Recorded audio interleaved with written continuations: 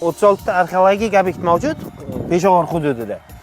Bulardan eng kattasi bitta mana shu To'rtko'ltepa sanaladi.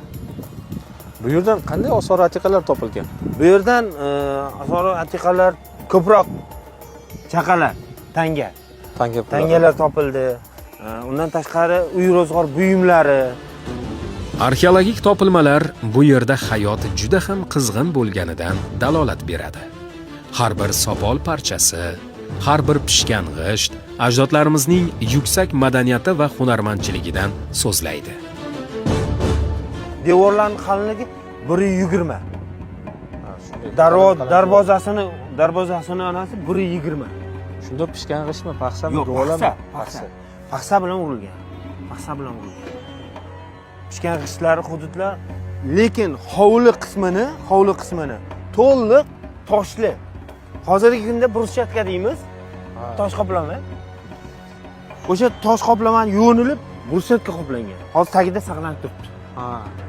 saqlanib turibdi. Ayni turgan joyimiz ham hozir o'sha Qo'qon arabasini darvozasini kirish qismi turibdi.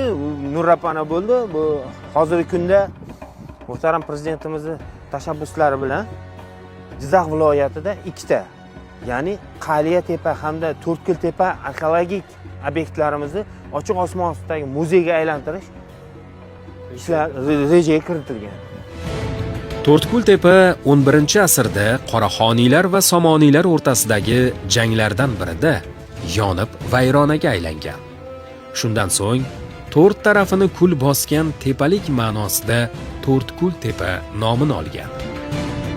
Jangi jadallarga ko'p uchragan bozorchamiz bo'lgani uchun boyagi nayza uch o'qlari, manjanoq toshlari topilgan bu hududda. Hozir hovli qismida turibmiz, o'rtasida, markazida. To'rtko'ltepa o'z sirlarini hali oxirgacha ochgani yo'q. Ammo bizni tabiatning o'zi yaratgan.